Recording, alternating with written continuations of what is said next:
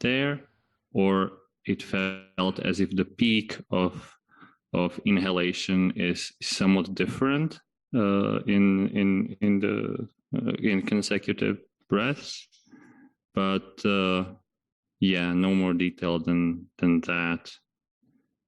And when it comes to mindfulness itself, yesterday it was easier to maintain continuous mindfulness than the previous days. So mine was quite settled and calmer, and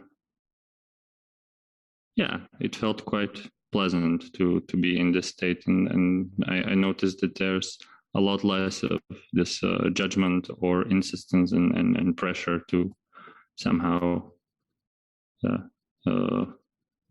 focus attention, and it was more natural. Walking, you try to explain that mind is ready to work with differences, different angles and all the kind of thing. That's a very good thing. And posture to posture difference, object to object difference is a good challenge. And some people it as a distraction, some people it as a negative thing. But if you can maintain mindfulness while the postures are changing, while the objects are changing, then only mindfulness becomes diversified. So that is the stage now you are experiencing, and that you mentioned in mindfulness is gaining and easy to be continue. This is a good sign that when such a thing happen, you must maintain the bodily health and the mental health in order that to happen again and again, not to get distracted.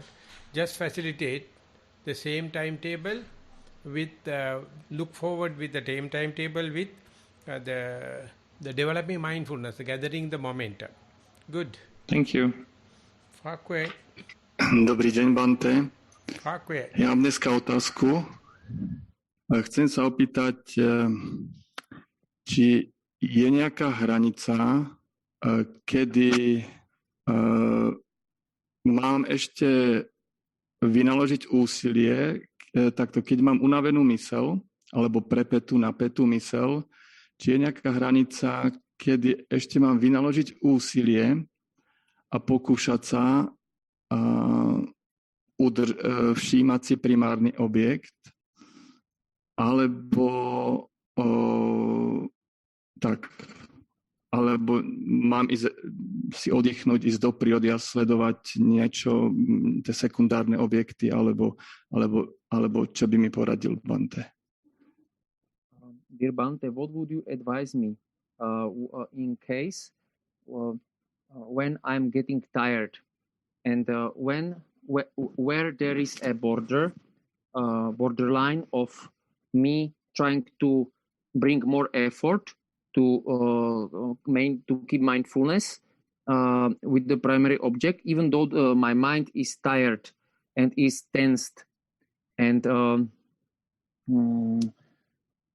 where is that borderline? How much more to bring effort and try to be mindful towards the primary object, or whether rather to go and have a rest in the nature, having a walk or watching secondary objects? What would you advise me? So whenever you are keeping the object in view with continuity, the object become monotonous, object become bored. So as and when you are continuing with the same object, if the boredom sets in, that kind of boredom you must consider as a positive sign, exert more energy and continue. But due to other reasons, you have sickness in your body or kind of thing, that boredom is not coinciding with the face-to-face with the object, or longer time face-to-face with the object. So therefore, you must understand under what background this boredom sets in. Accordingly, you have to facilitate.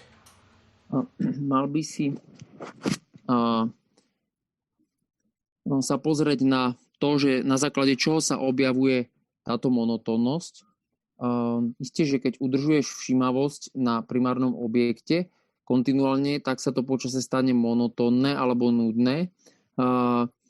Avšak takúto nudu to by si mal vnímať ako pozitívne znamenie a mal by si vynaložiť viac úsilia a pokračovať v tejto všímavosti na primárny objekt. Avšak ak je tá monotónnosť alebo nuda z nejakého iného dôvodu, napríklad, že je nejaká choroba v tele alebo z nejakého iného dôvodu, tak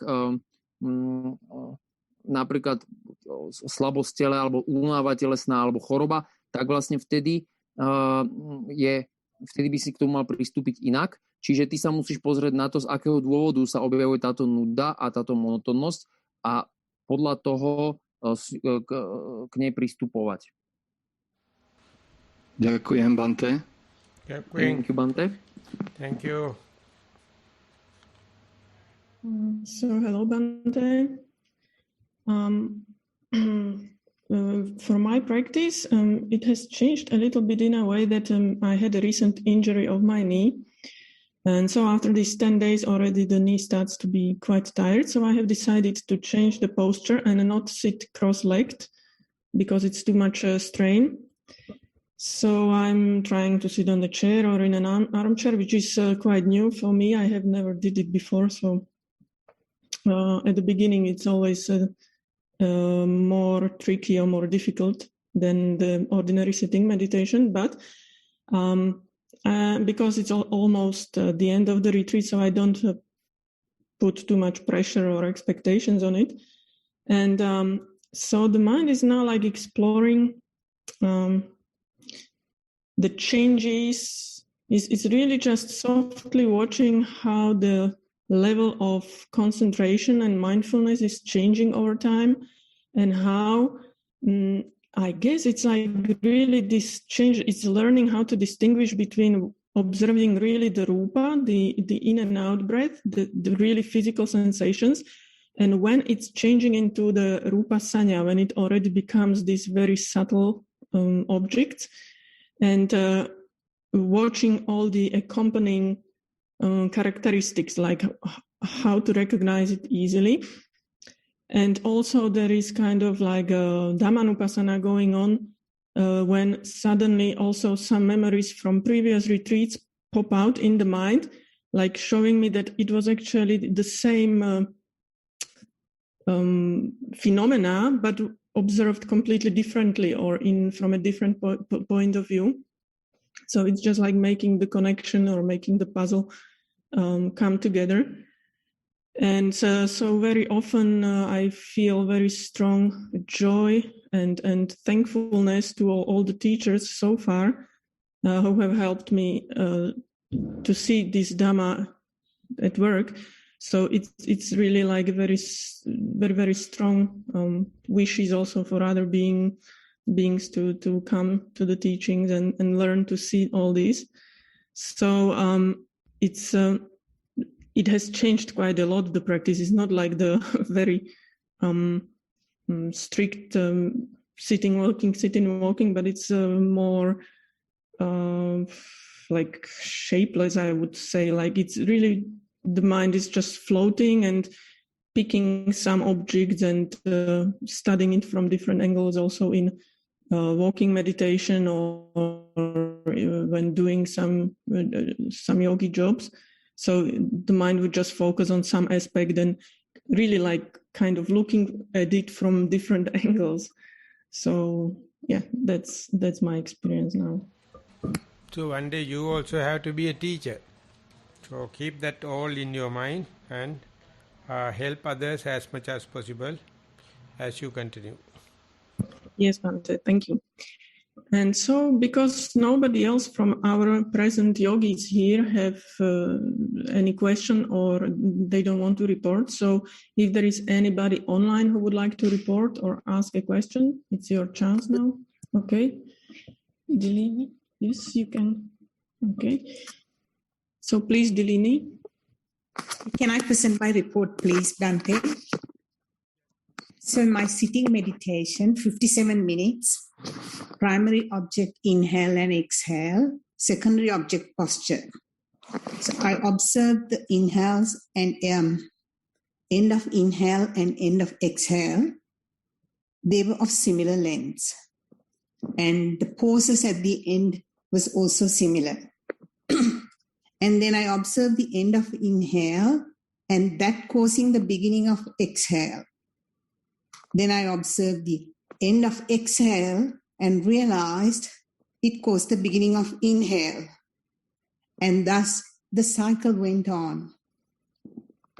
Then I thought it was like death and rebirth, and also some pressure difference or an organ inside my body sucking air to keep the life going.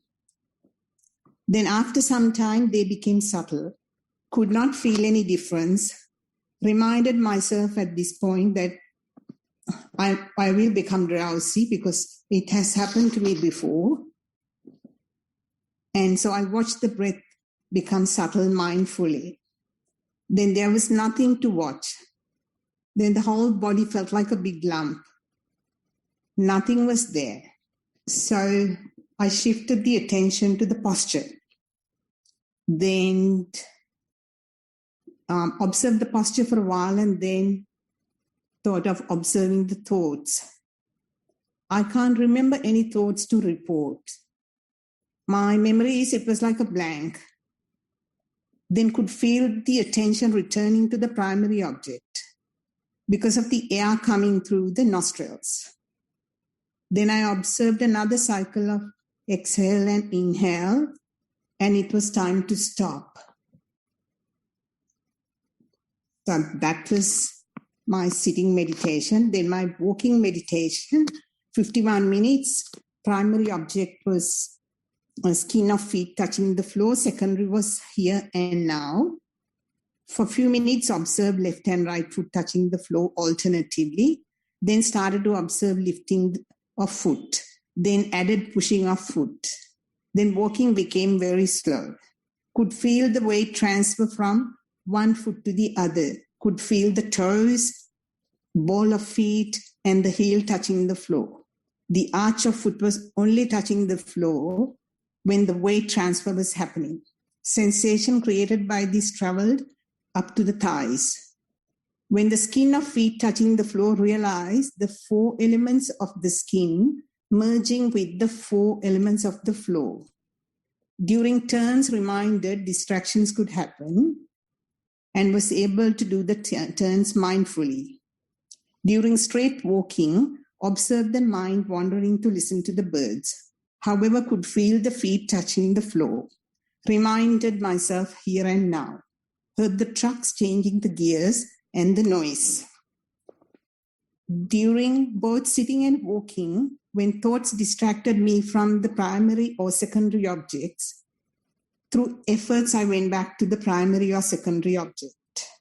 So that gave me some sense of achievement and the confidence that I can keep doing this. So that's all my report. Yeah, that. Thank you.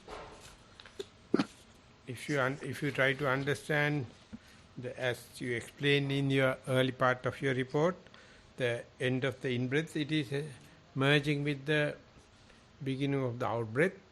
So you will be utter failure in finding the boundary between in-breath and out-breath. All the concepts in this world, though we are sectarian, though we have black and white differences, if you go deep, there are no such differences. So it's very difficult for you to believe that. It's a very common fact, but our mind, our eyes are not happy to believe it and see it. So now it is the training for you. So let it happen again and again.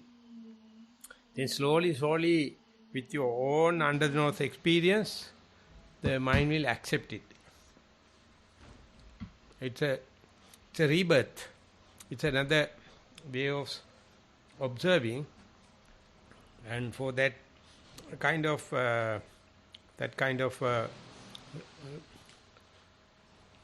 radical reflection, you must have enough walking meditation.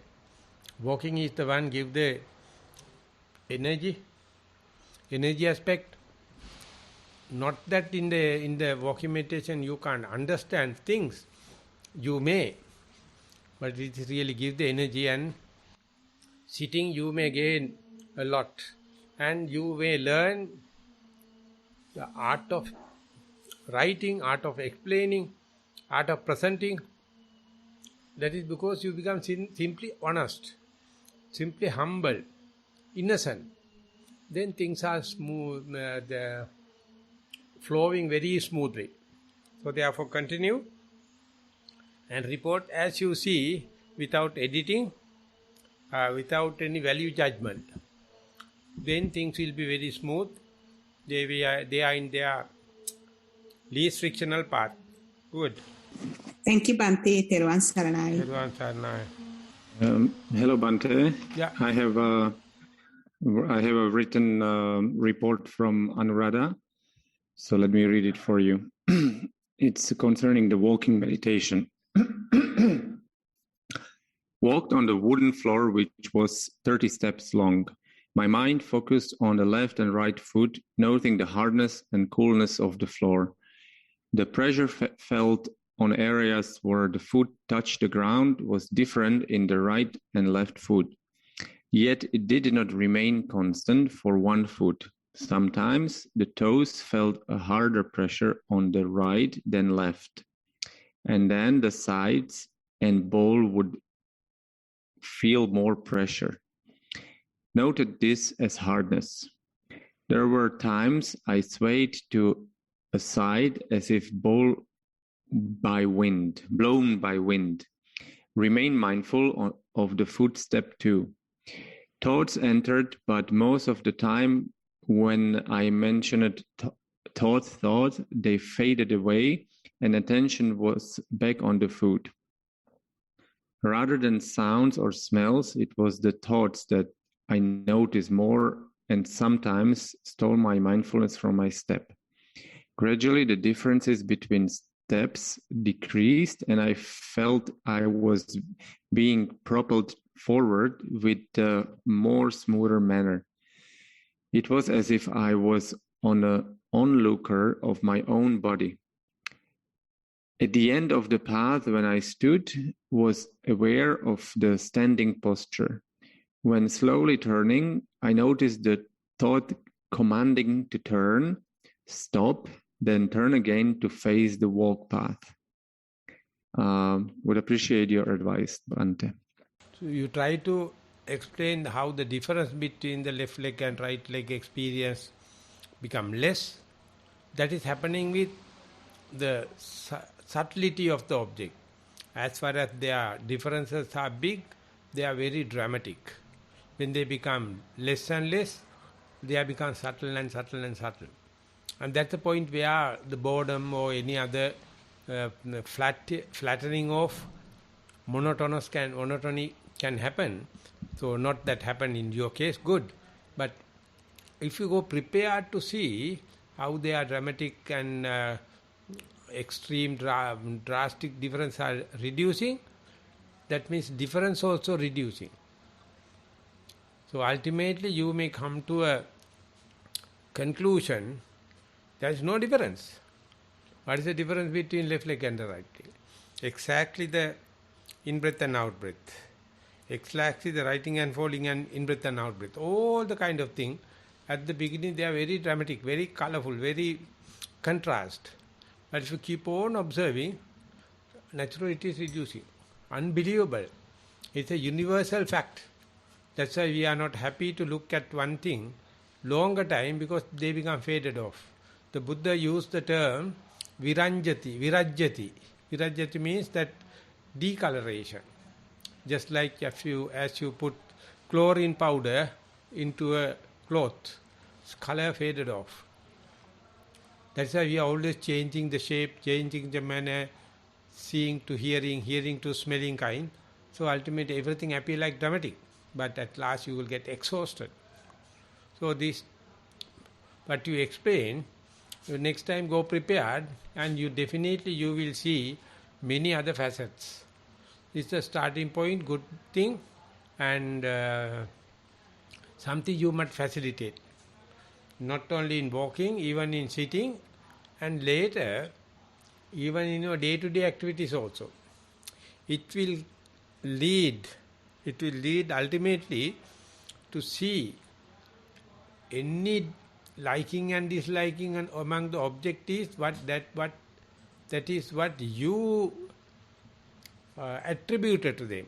Objects have no liking and disliking. They are exactly the same. You are the one putting this is good, this is bad.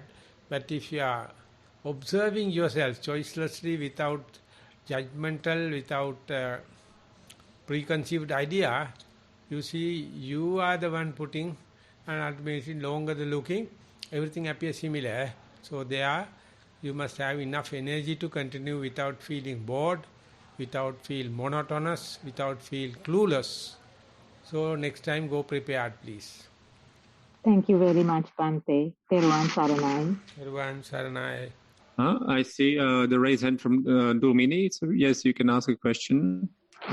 Teruvan Saranai Bante. Could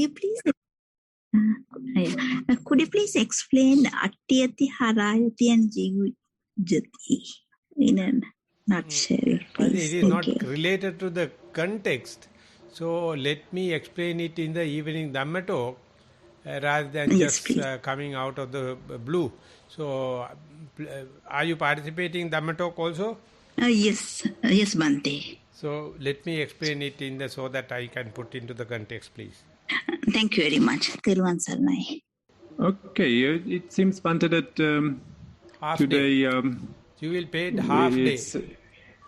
Yes, we pay only half day today. Half the session. Thank you very much. So see you on the Dhamma talk. Thank you everybody for participating. Thank you very much for all the kind of support. Thank you. Bye.